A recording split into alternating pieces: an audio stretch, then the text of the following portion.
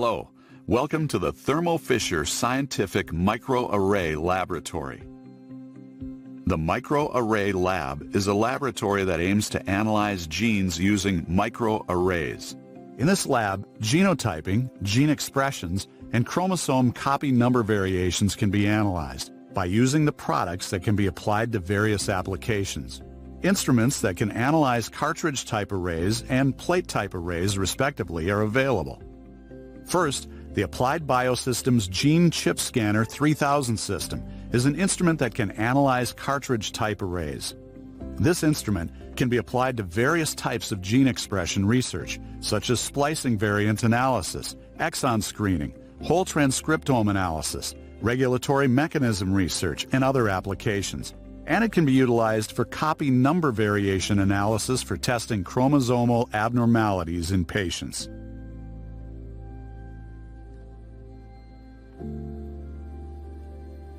The Applied Biosystems GeneTitan multi-channel instrument is used to analyze multiple samples simultaneously and can analyze plate-type arrays. This instrument is used for genetic analysis of not only humans, but also of animals and plants, especially for genotyping analysis.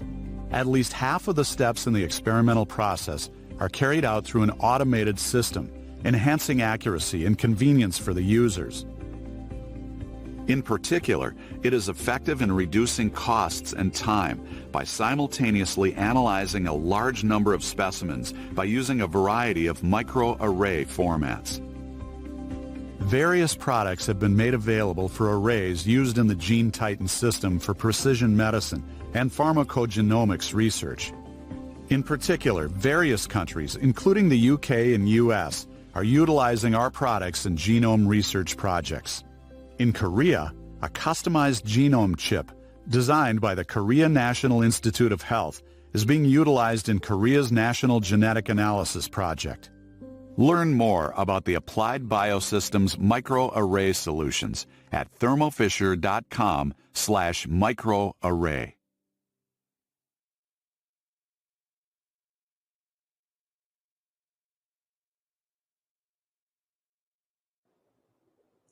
Hello everyone, and welcome to part 2 of 2024 Asia Pacific and Japan Genotyping webinar series organized by Thermo Fisher Scientific.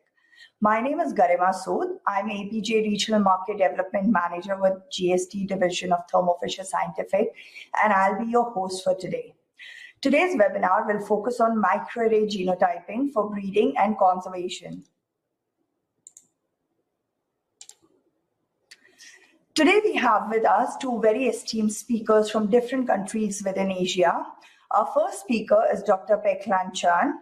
Dr. Chan will share her experience of development and application of SNP array for improvement of oil palm breeding lines. Our second speaker for the day is Ms. Michaela Davidson, who will be presenting on selective breeding as a method to combat chytrid susceptibility. Speaker talks will be followed by live Q&A hosted by Dr. Arjun Kandalam, Agribusiness Manager for Asia Pacific and Japan with Thermo Fisher Scientific.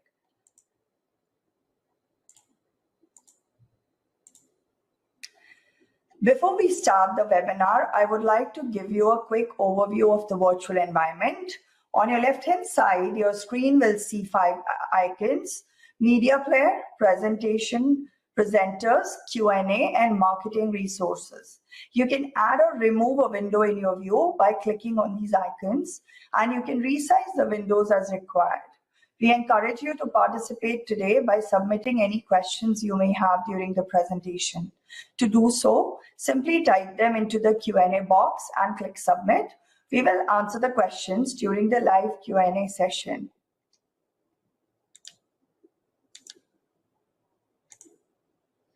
I would now like to introduce a speaker, Dr. Peklan Chan. Dr. Chan is the group leader of applied genetics and transcriptomics within the genomics unit of Advanced Biotechnology and Breeding Center at MPOB. Her group is currently focused on developing a prediction model for complex traits of economic interest, identifying molecular markers associated with height increment, and understanding molecular regulation during the development, maturation, and ripening of fruits in oil palm. Dr. Chan has completed her BSc in Biotechnology with Management, MSc in Biochemistry, and PhD in Genetics from National University of Malaysia. Dr. Chan, you may begin your presentation now. Hello, everyone. Good afternoon and also good morning to all of you. First of all, I would like to thank Thermo Fisher Scientific for giving me the opportunity to share our work at this webinar. In this presentation, we will share with you MPOB journey in the development and applications of single nucleotide polymorphism array for improvement of oil palm breeding lines. Before I proceed with my presentation, I would like to show the disclaimer from Thermo Fisher. This is the presentation outline. First, I will provide a brief introduction on MPOB, followed by oil palm and industry challenges, development of axiom oil palm genotyping array, and applications of genotyping array. Malaysian Palm Oil Board, or MPOB, is an agency under the Ministry of Plantations and Commodities. We are entrusted to serve Malaysian oil palm industry. In 1979, we were known as Palm Oil Research Institute of Malaysia. When there is a merging with PORLA, or Palm Oil Registration and Licensing Authority, we are known as Malaysian Palm Oil Board in year 2000. We are now 45 years old, and our role is to promote and develop national objectives, policies, and priorities for the well-being of the Malaysian oil palm industry. Biotechnology research at MPOB is directed towards the development of improved planting material, with priorities on traits related to yield, long stalk, and also dwarf. As you can see here, various omics platforms, namely genomics, transcriptomics, proteomics, and metabolomics, with the support of the breeding and bioinformatics, was carried out to achieve this target. The economically important oil palm is known as Elaeis guinensis, or we call it as African oil palm. It's native to West Africa. It is a perennial diploid monocotyledon with 16 chromosome pairs, or 2n of 32. For this species, there are 3 fruit forms, which we know it as the Dura, Piscifera, and also Tenera. Malaysia is the second largest producer of the palm oil, and in year 2023, the planted area in Malaysia is about 5.65 million hectares. As you see on the right of the slide, there is the photo of the palm tree, followed by the fruit bunches, and what we call as the spikelet of the fruits. You can see the fruitlet on the spikelet. There are two types of oil in the oil palm fruitlets. Mesocarp oil was extracted from the mesocarp, mainly contain unsaturated triacylglycerol composed of long-chain fatty acid. The oil is used in food industries such as cooking oil, margarine, spread, and also confectionery fats. In the kernel, we have the palm kernel oil, which has high proportion of saturated triacylglycerol with medium-chain fatty acid. The oil is widely used in the non-food industry, such as cosmetic, and also production of soap and detergent. Oil palm is the most productive oil-bearing crop. As you can see here in the pie chart, 7% of the area on land planted with oil palm can produce 36.5% of global vegetable oil.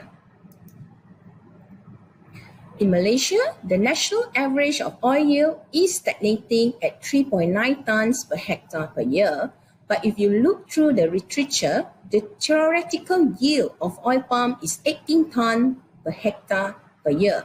So what is the future of the oil palm?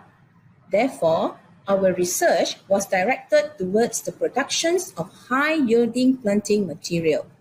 We are carrying out either through seed-derived, or we call it as a conventional breeding, or tissue culture derived. But for this presentation, I will be focusing on the conventional breeding. Conventional breeding is very challenging. It has a long selection cycle, which is 10 to 12 years. It also required a large land to plant oil palm. 1 hectare of land can plant about 140 palms. On top of that, conducting breeding trial also involving a very high cost. This is the example of the oil palm breeding program. In Malaysia, majority of our oil palm breeders is practicing the modified recurrent selection scheme.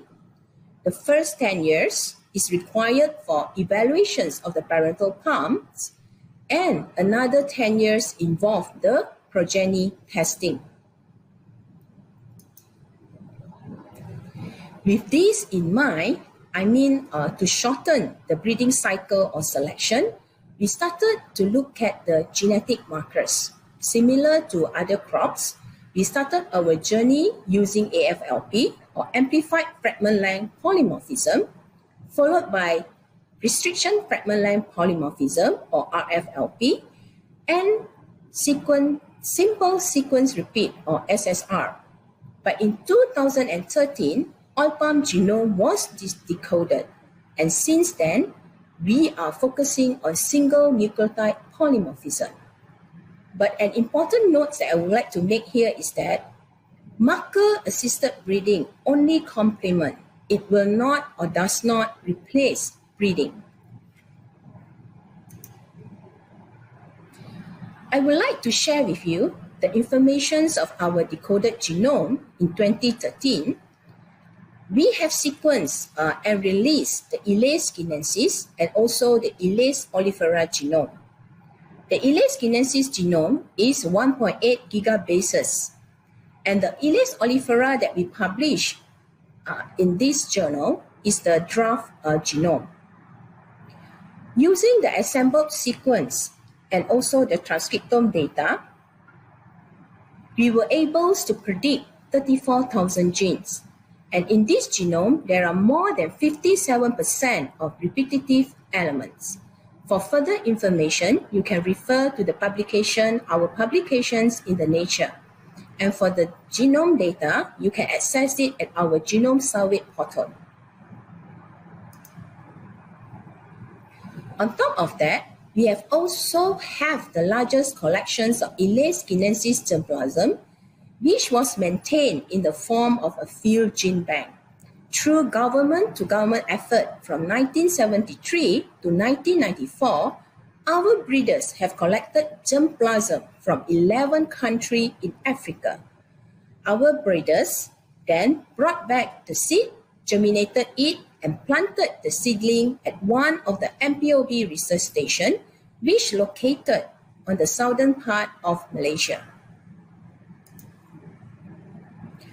Based on the available phenotypic data, we have clustered this germplasm and selected 279 of them for shotgun genome sequencing together with the advanced breeding lines. The sequencing was performed more than 30 times coverage for each sample. We then mapped the data to our genome build for mining of the SNP. This SNP has formed our first Epsilon 90K SNP array, which we call it as EG-MPOB-H3. As you can see from the table here, the majority of the SNP are from the unique to advanced breeding line. And the second category of SNP is common to both the germplasm and also advanced breeding line.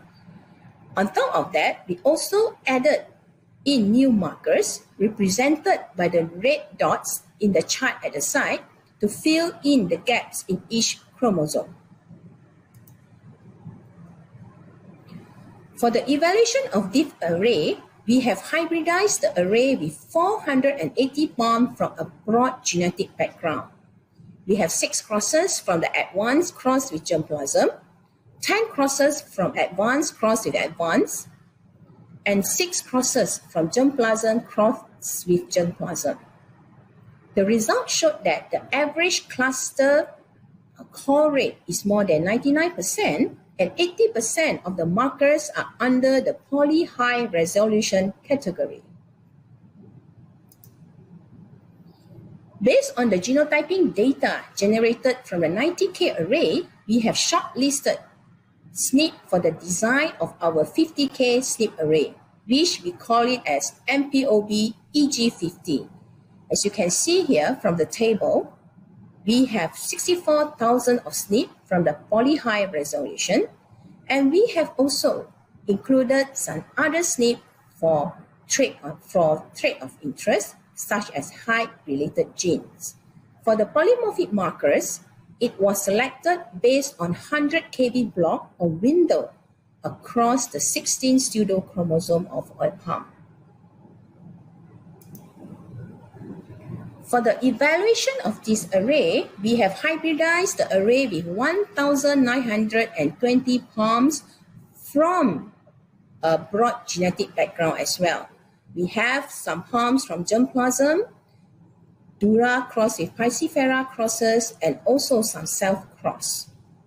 The results showed that the average cluster core rate is also more than 99%, and 91% of the markers are under the poly high resolution category. Our team is happy with the result, so we are now using the 50K SNP array for various applications. However, before I proceed to the application, I would like to touch a bit on the traits of interest. In oil palm, the trait of interest can be divided into monogenic and polygenic traits. Study of polygenic traits are very challenging, and it is controlled by more than one gene and influenced by the environment. Example of polygenic traits in oil palm here is fatty acid composition, height, disease resistance, and also yield. For traits related to height and yield, we are currently developing genomic selection prediction model for early selection and speed up the breeding for this trait. These form the first applications of the array. In layman term, GS is a technique used in animal and plant breeding to forecast an individual performance based on their genetic makeup. For your information, in oil palm, GS is not new. These are some examples of publications in oil palm. We can see GS publication as early as 2015, and till today, more and more publication is coming out. Cross et al. In 2017 mentioned that if GS is implemented with the right population size, the gain of the fresh fruit bunch is about 10%. At MPOB, we have also started some work on GS by focusing on vegetative traits such as height increment and bracket length. Both traits are essential for the development of dwarf and compact palms to improve planting density, harvesting efficiency, and increase the economic lifespan of the palms.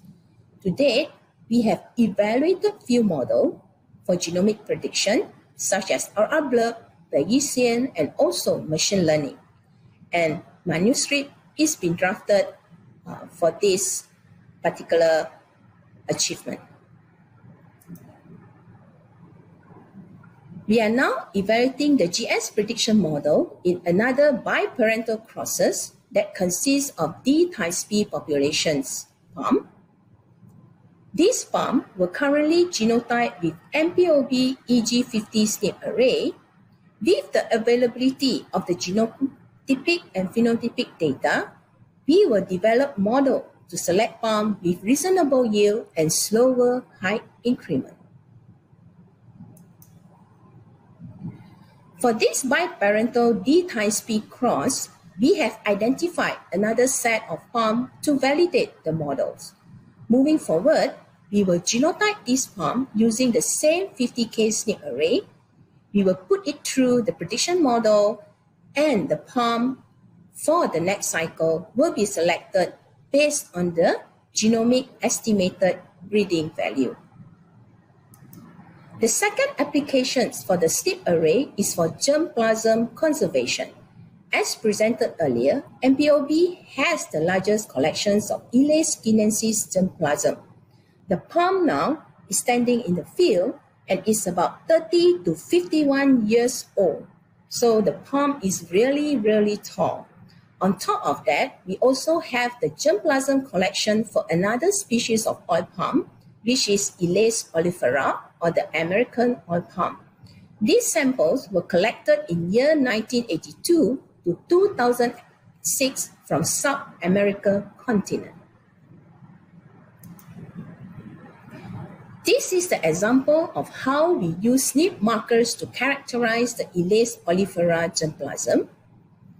We are using the 15K SNP markers generated from GBS for principal component analysis, and the analysis showed that 4 major clusters, namely Peru, Brazil, HPCC, which consists of Honduras, Panama, Costa Rica, and Colombia, and also Suriname, were identified.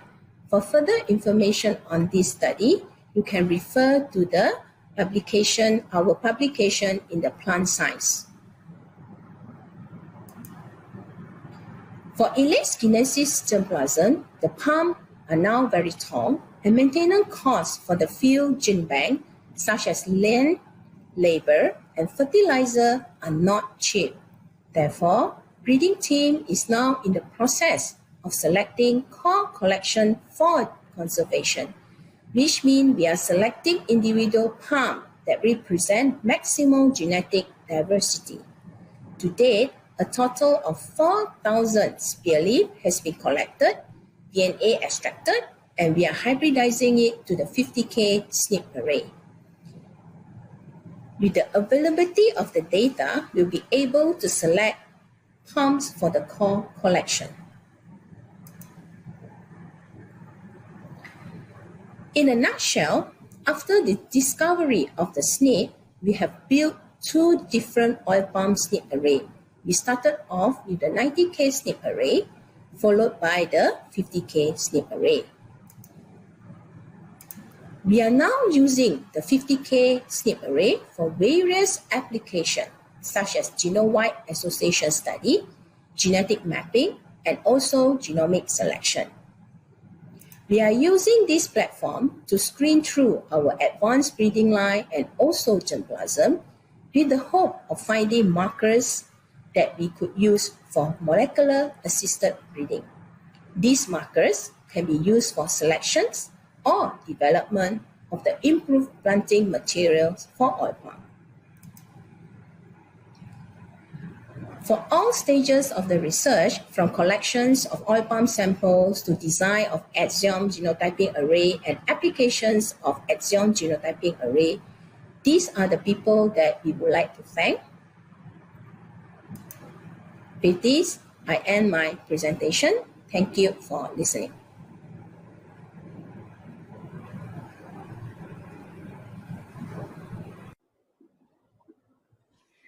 Thank you, Dr. Chan, for sharing your rich experience of how you are using genotyping arrays to improve oil palm breeding lines. I would now like to introduce our second speaker for the day, Ms. Michaela Davidson. Ms. Davidson is a 4th-year PhD student in the One Health Research Laboratory at the University of Melbourne. She is a passionate conservation biologist with a keen interest in using genomics to develop sustainable solutions for mitigating wildlife disease. Her current research focuses on using selective breeding to combat the deadly amphibian chytrid fungus in Australia's iconic southern Kurrabi frog. Ms. Davidson has completed her Bachelor of Animal Science with honors from La Trobe University, where she graduated as the D.M. Myers Awardee for Highest Achieving Student. Ms. Davidson, you may begin your presentation now. I'd like to start by acknowledging the Wallagaloo and Wiradjuri people, the traditional custodians of the land which the Kurrabi frog are native, and acknowledge the Wurundjeri people on whose land this work was conducted, and pay my respects to their elders past and present. So hello everyone, I'm Michaela, and I'm about to finish my PhD at the University of Melbourne, where my research has been working towards using selective breeding as a method to combat chytrid susceptibility in the southern Kurrabi frog. But before I get into that, I want to give a little background on amphibians for those of you who aren't as familiar or obsessed with them like I am. So with over 8,000 recorded species, amphibians are incredibly diverse.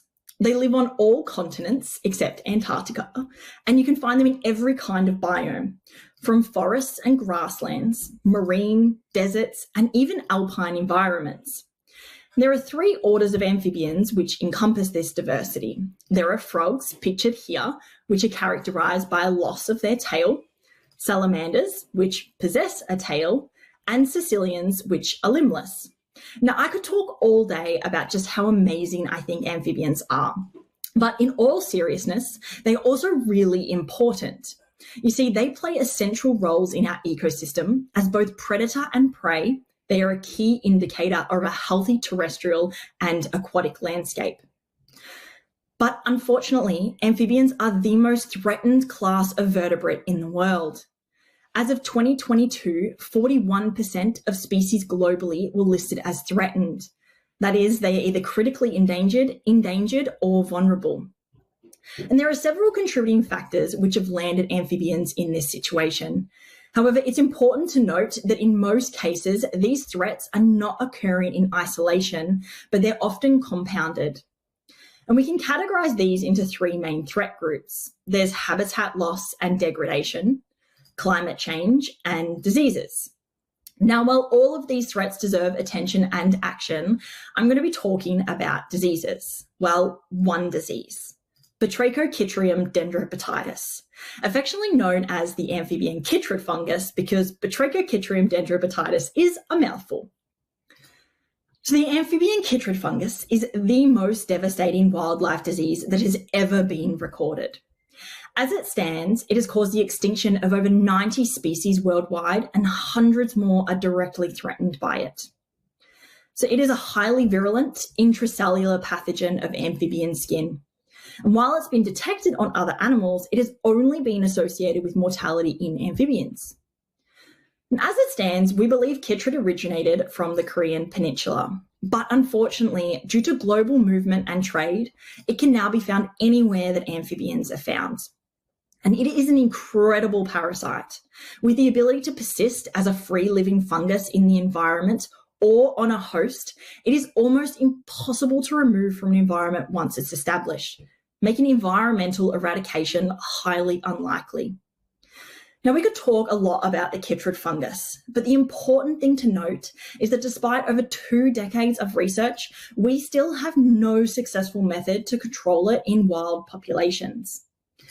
Which brings me to this adorable little frog.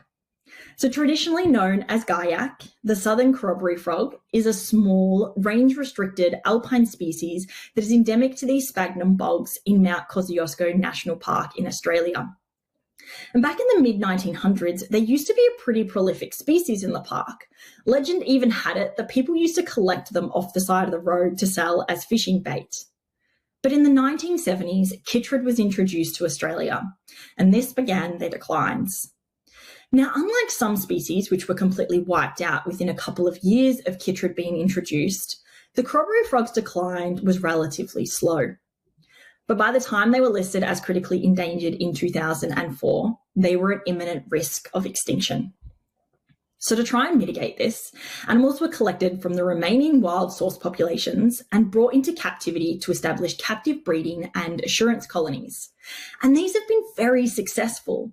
However, all attempts to re-establish these frogs back in the wild have failed due to the presence of chytrid in the environment and reservoir hosts. So currently, their only survival strategy is captive management. But the captive management of this species is being done incredibly well. Across 3 institutes, there are approximately 600 founding frogs that were collected from the wild as eggs between 1997 and 2012. And these founders are from 15 historical geographic populations, which are indicated on the map in gold. And a study which looked at microsatellites showed that the genetic diversity within the founders was relatively high. However, this is now a closed population, with only 25 recorded males calling in the wild this year, all at reintroduction sites. The entire genetic diversity of this species is now held in captivity. Now, these ARC populations are effective in buying a species time while a solution to their threatening process can be sought.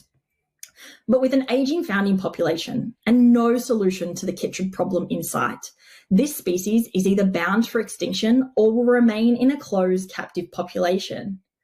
That is, unless we try something different. So that's exactly what my research aimed to do. I wanted to see if we could selectively breed corroboree frogs that are innately more resistant to the chytrid fungus. Now, this isn't an unreasonable approach. Breeding animals for specific traits has been occurring for thousands of years and been very successful. Think cows for increased milk productions, chickens for eggs, fish for bacterial resistance, or shrimp for viral diseases. It's never been tried for a conservation purpose before. But given that we have the corroboree frog's entire remaining genetic diversity in captivity and their breeding is intensively managed, this species presents a unique opportunity to test the efficacy of selective breeding to improve conservation outcomes. And so if this was successful, it would provide a long-term and sustainable solution to establishing a wild population of corroboree frogs in the presence of the chytrid fungus. But to do this, we need 2 things. We need the frog's phenotypes and we need their genotypes, which we can then use to make genomic predictions to inform selective breeding. Now, this seems pretty straightforward, except we were starting from the very start with very little phenotypic or genomic information for this species. So we had to collect and resource these.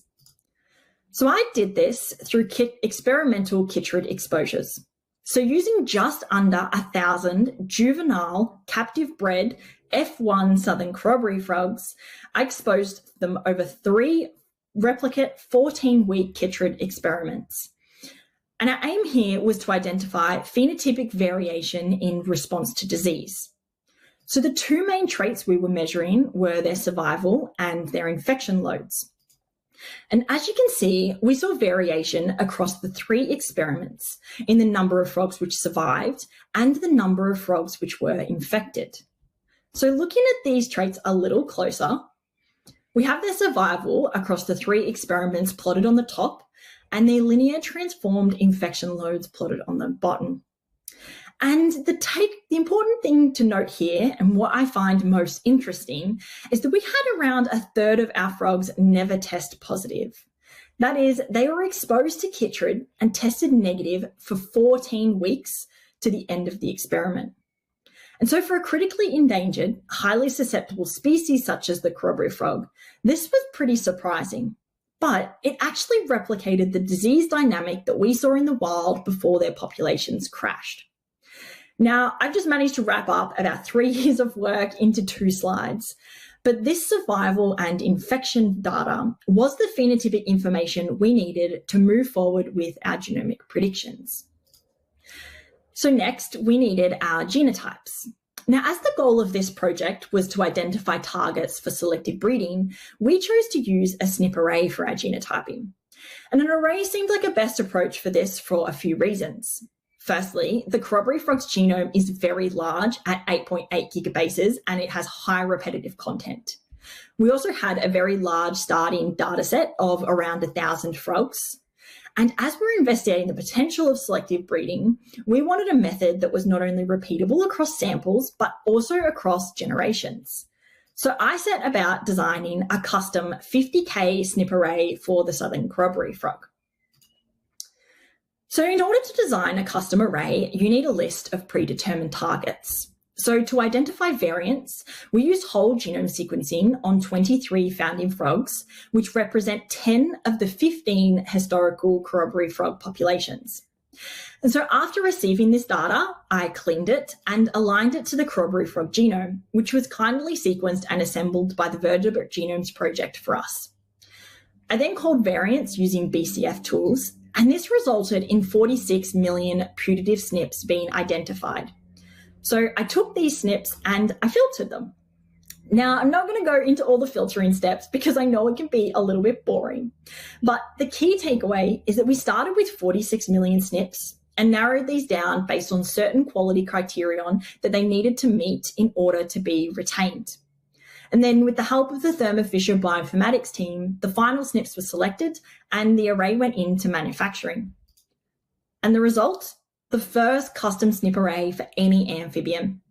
So this southern corroboree frog array consists of around 48,000 markers and has a density of 4.6 SNPs per megabase, which I've shown here in the heat plot. And the results of running the array were incredibly positive. 95% of my samples passed quality control and 83% of the SNPs converted polymorphic genotypes. Now, I just want to take a quick sideways step and talk about the results of running the array before we come back to how we then use the data to make genomic predictions. So given that this is the first custom SNP array for any amphibian and the corroboree frog is a non-model species, I wanted to see how well the array would perform across different tissue types, on non-lethal samples, and across non-target species. So to test its performance across tissue types, I included 4 different corroboree frog tissues on the array. I've shown their call rates here, with the orange line indicating our threshold for passing quality control.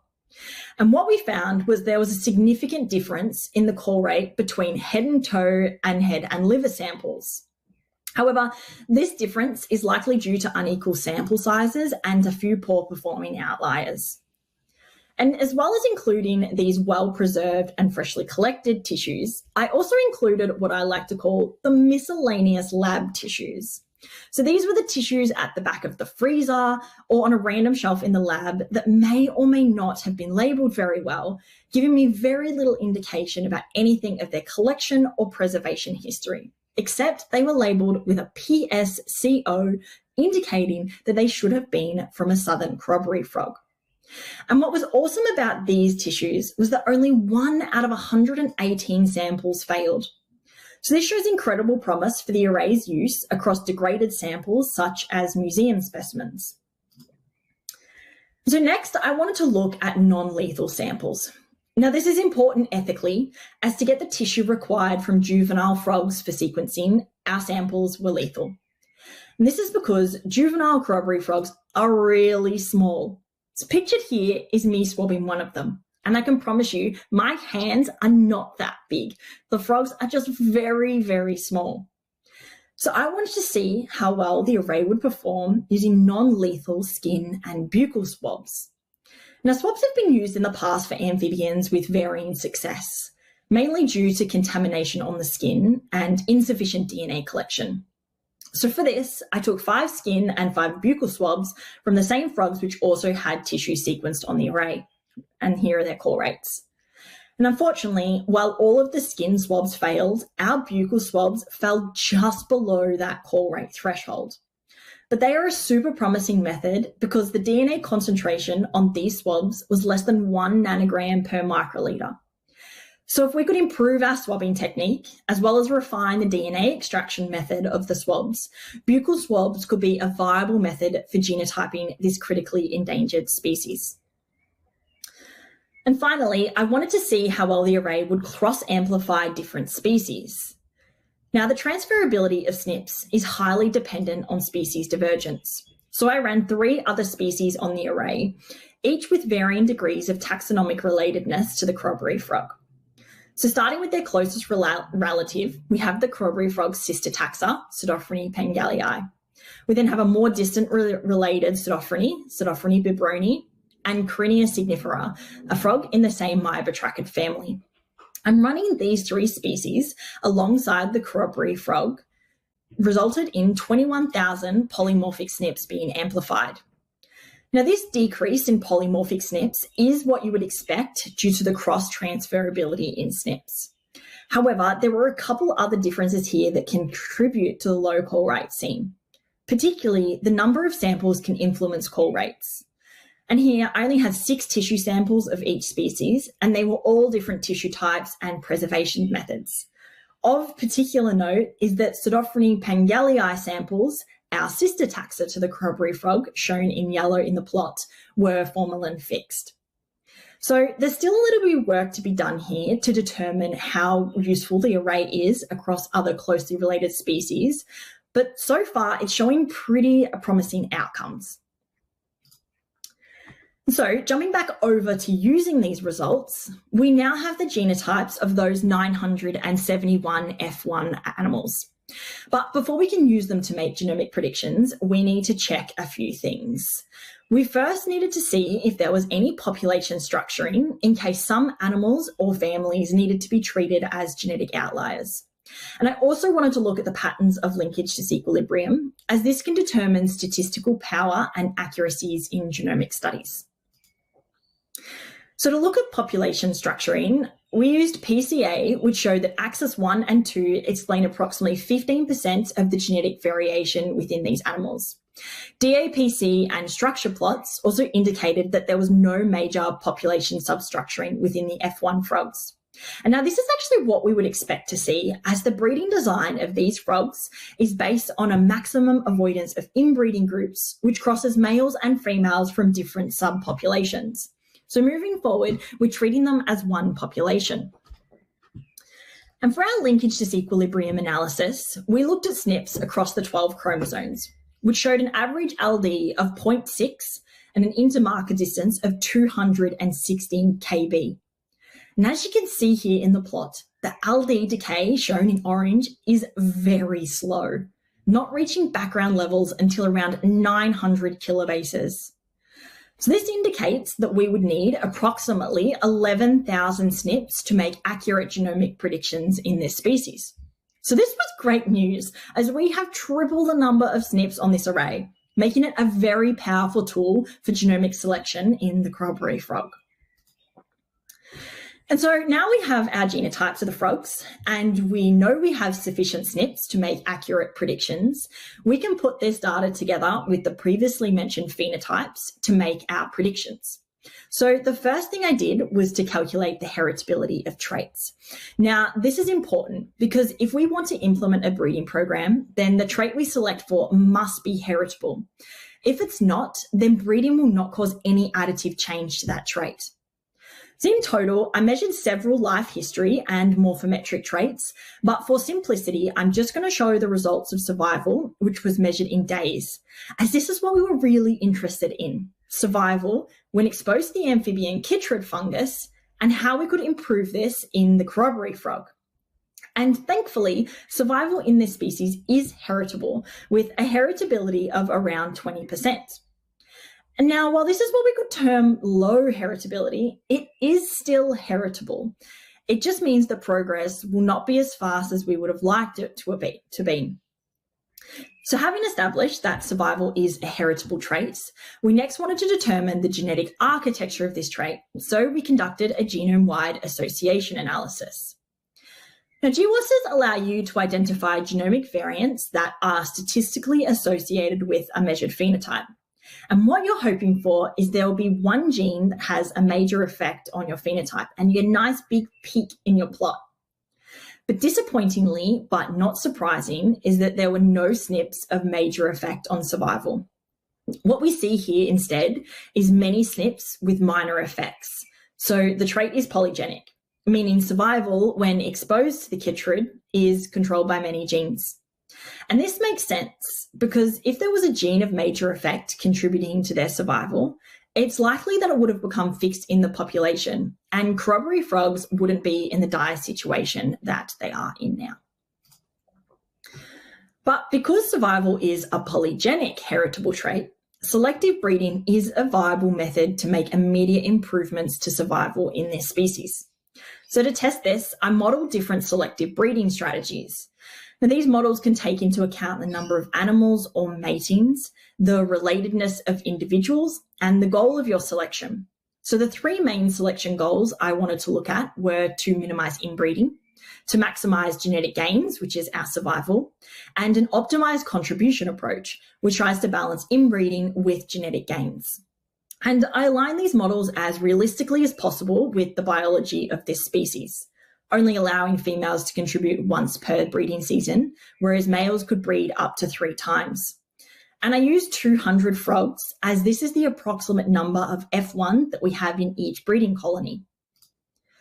So if our goal here is to minimize inbreeding, then we use a model which ignores the animal's estimated breeding values and just aims to minimize relatedness between individuals. And what you can see is that we're able to increase heterozygosity in the population with a negative inbreeding value, but there is very low genetic gain, with an average increase of 1.1 mean days survived in the next generation. So we see the opposite effect when our aim is to maximize genetic gains, as this model ignores the relatedness between individuals and only uses our top performing animals. So while we have a much higher genetic gain increase with an increase of 4.9 mean days survived in the next generation, we also have significantly increased inbreeding. And typically, the goal in breeding programs is to keep inbreeding below 1% per generation. So this is not a good model.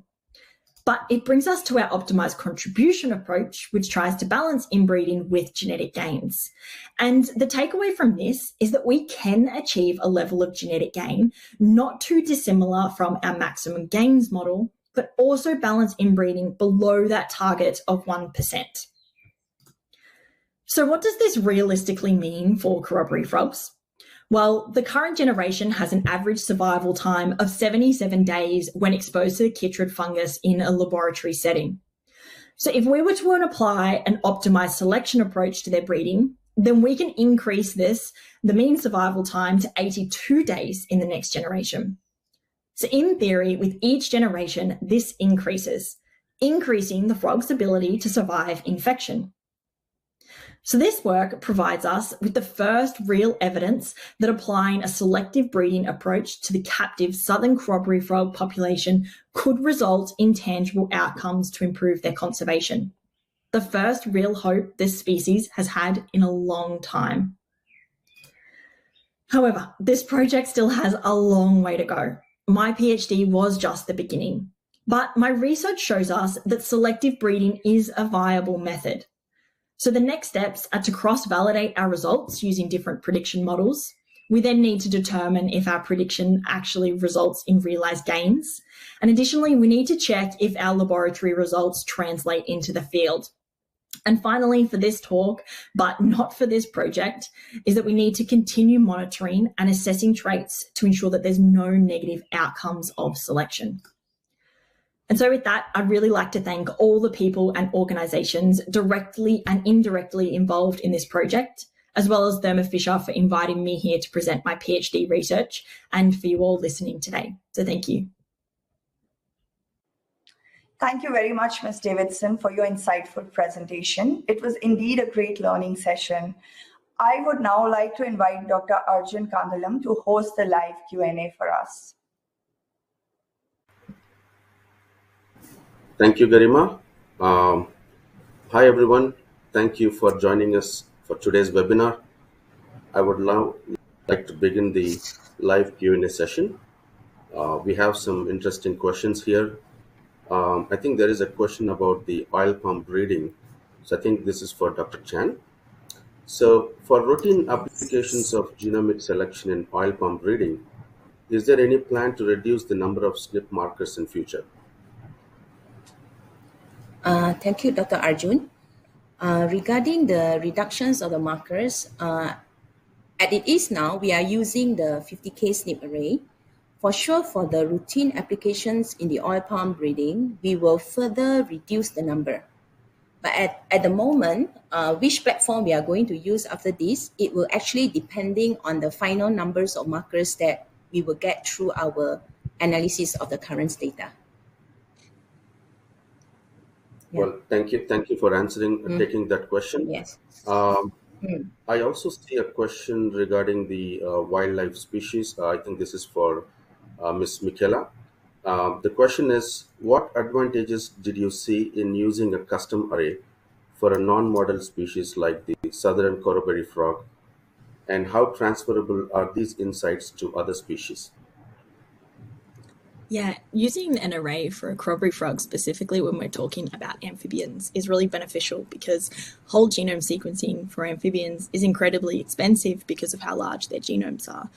So the corroboree frog's genome is about 8.8 gigabases, but some amphibians' genomes go up to 20, 30, 40, 50 gigabases. So doing whole genome sequencing on these animals is not possible in a lot of cases for conservation due to monetary restrictions. And for us, given we have a long-term data set and a lot of animals, it's really beneficial for us because we can use the same array across a number of years and animals as well. So for amphibians specifically, because of the genome problem we have with them, arrays are really beneficial, and that's why we chose to use one in our case for this. Well, thank you, Michaela, for that. I think I also see another question regarding the oil palm breeding. This is for Dr. Chan. What are some of the challenges you have faced when implementing the genomic selection for oil palm breeding? Okay, for oil palm is a perennial crop. So in our case, I would like to say that it's very challenging. Okay, so when we started the project 6 years ago, the first thing that we actually have to take into consideration is that in terms of the selections of the populations for the genomic selections, because in oil palm, as you can see, we have so many populations to work with, and we have to ask ourselves which populations that we want to go for genomic selections. So I'm a molecular biologist, I'm not a breeder, okay? So I actually work together with MPOB breeders. So we sit down, we look at all the populations that we have, and the question that we pointed out to the breeders is that what kind of materials that planting materials that you want to bring it to the next breeding cycles. Okay, and at the end, it will benefit MPOB in terms of we are doing the improvement for the planting materials, and this planting material can be later on like we distribute it to the oil palm industry. So the first thing is the selections of the populations for the genomic selections. And the second thing is that in the development of the prediction model itself. So when we started off this project, I have to learn about scripting because my background is molecular biologist. So I'm learning R, I'm learning how to read the script together with my colleague, okay? So not me alone, because this project involved few people. So we seek the advice from the expert, whether what we are doing is correct or not. So development of the model itself is a challenging for us as well. And the third one would be like the question that we ask. One day, GS will be a routine applications in oil palm. So what kind of platform that we need to use to go to that stage, to that step? So platform means that either we are going for sequencing or we are going for the array. So at the beginning of the project, we have to already decide which platform, whether you go for the SNP array or you go for the genotyping by sequencing. So those are challenges that at the beginning of the project that you have to make a decision because this one will affect your work after that. Okay. Thank you, Dr. Chan. I understand the challenges in the breeding programs, and that's why the teamwork is really important there. Thank you for answering that question. I see a question for Dr. Michaela. What are the next steps in implementing your research findings in conservation efforts for the southern corroboree frog? Yeah, thanks for the question. reiterating kind of what Dr. Chan just said, given prediction models, what we are doing is predictions. This isn't, we don't have real data saying that this is what the outcome is. So we need to cross-validate these predictions we've made. There's lots of different models. Dr. Chan showed some of these. We've only done this with a couple of models, so we need to expand this into other models that can take into account to really cross-validate these. And then the next thing would be to do is to actually make sure that the models that we have result in realized gains. So if we take these frogs and we breed them and we get their offspring, are we getting the results that we predicted in these offspring? So we actually need to test that by implementing the breeding and checking these values. Thank you, Michaela.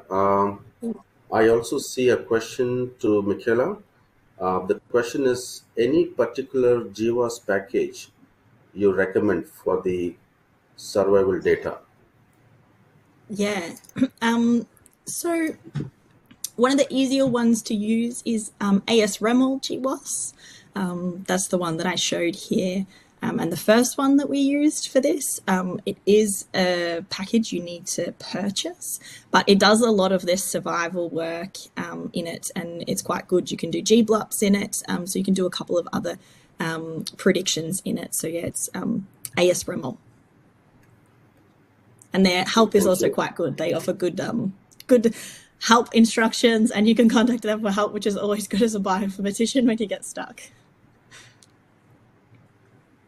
Thank you so much. There is one more question regarding, I'm not sure who can answer this question. It's a generalized question, I think.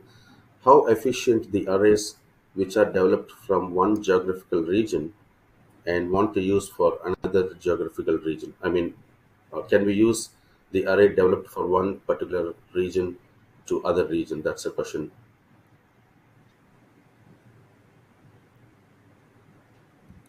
This is a general question about if we develop a particular arrays for a particular species in Australia, how effectively we can use the same array for other species in other geographical region. I mean, I can speak to it with frogs, I guess. So the thing with arrays is, one thing, you obviously need to develop a list of predetermined targets to put on your array. And so to do that, you already need pre-existing genotypes. And so what that means is when you get this list of your predetermined targets, you can introduce what we call ascertainment bias, which is you're predetermining your targets. And the targets are only coming from those animals or those palm, I guess, that you've developed, that you've gotten those sequences from. So if you have two geographically distinct populations and their genetic diversity is very different, it means that if you use it on another population, you might miss some of those SNPs or some of that interesting information from animals because you haven't captured it and put it on your array in the first place. But if they're not super geographically distinct, genetically distinct, then you can absolutely apply it. It just means that you may miss some of those interesting diversity. Thank you, Michaela. I think that is very useful for the audience. There is one more question for Dr. Chan. Maybe, Dr. Arjun, maybe I can add on top of the question just now. Okay. Actually, I'm not sure for oil palm, actually the array that I'm showing just now in the presentation is for the Elace guinensis, because as you know, oil palm, we have two different species, the Elace guinensis and also Elace oleifera. So when we develop the array for the one that in the presentation is actually for the guinensis planting materials. Yeah, just would like to emphasize that. Yeah, thank you for adding that comment. Thank you. So there's a question for Dr. Chan. In your study, did you see the correlation between trait heritability value and genomic prediction accuracy? Yes. Thank you for that question. I would like to refer to my slide on the GS for the vegetative traits. So in that particular study, we actually focusing on the height increments and Rankis length. So we observed that for height increments, the trait is quite high heritable. So when we look at the prediction accuracy, the genomic prediction accuracy is is also quite high. So it's linger around 0.7. But for another traits, which we call it as the Rackis length. So Rackis length, that one is the heritability value is lower. So it's actually reflected in the genomic predictions accuracy that we are getting. Okay. Thank you, Dr. Chan. I see one more question. I think that's the last question I have in the box. This is again for Dr. Chan, or maybe others also can answer. But in your study, what are the since the microarrays and GBS are the two cost-effective tools for genotyping, right? So, but then how do you determine which platform should we use for oil palm project? So that's a question specific for oil palm. Okay, for oil palm, actually we did use both the GBS, the genotyping by sequencing as well. So early days when we started our genomic selections project, we actually look at genotyping by sequencing as well. Because as you know that in any platform that we are choosing, cost is the main issue here. I mean for everybody, costing is the main factors that we take into consideration. So we started off with GBS, and we realized that for GBS, for our team, you need a lot of bioinformatics analysis. And from one run to another run, the calling of the SNP might be different. So I'm trying to say here is in terms of reproducibility. So from one batch to another batch, the reproducibility of the SNP that we are getting is not the same. So if you want to apply for genomic selections, it's not that it's impossible, it's still possible, but you need a lot of hard work, a lot of analysis, because you do need to make sure the markers from one run to another run is the same. So that's why we started to look at the SNP array. Because SNP array, for exome SNP array, from one batch to another batch, the SNP on top of it, if you are talking about 66K SNP, is always the same.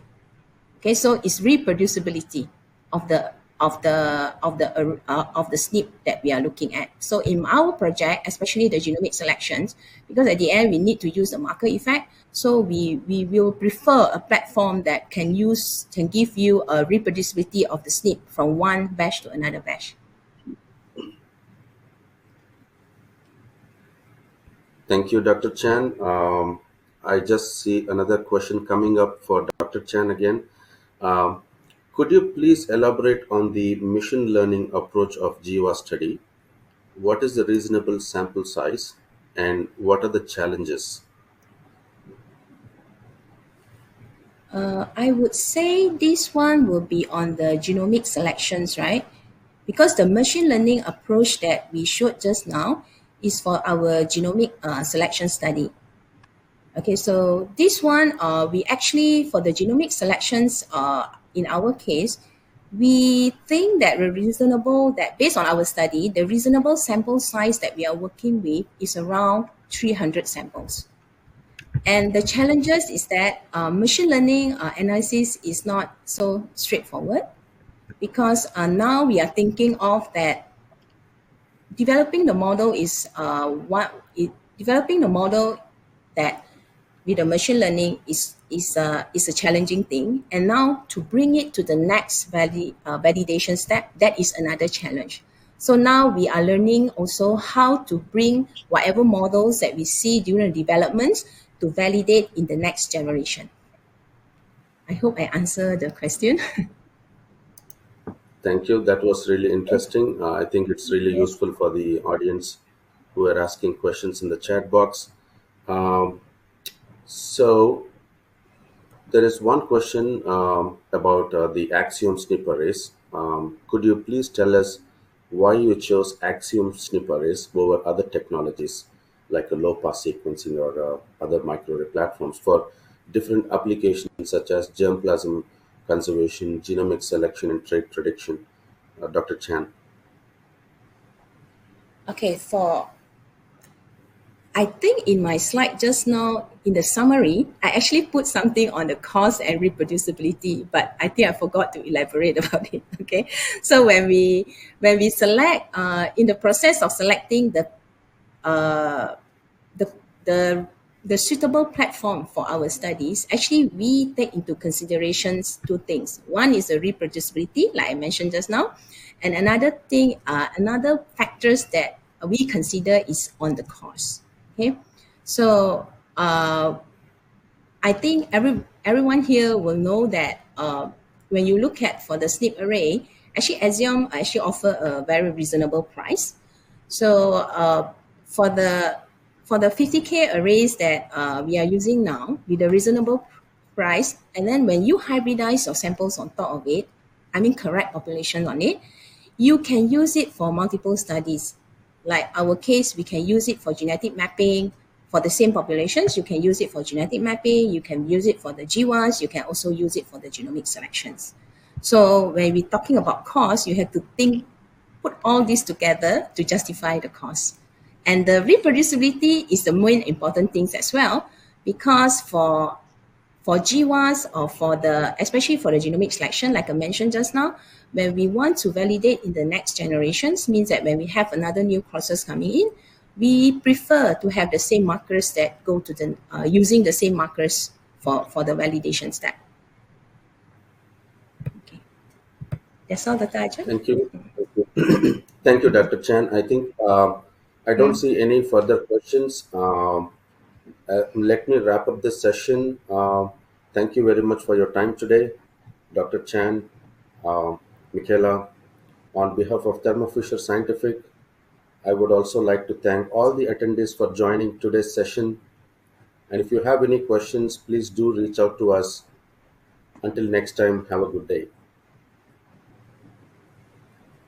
Thanks, Dr. Arjun. Thank you. Hello,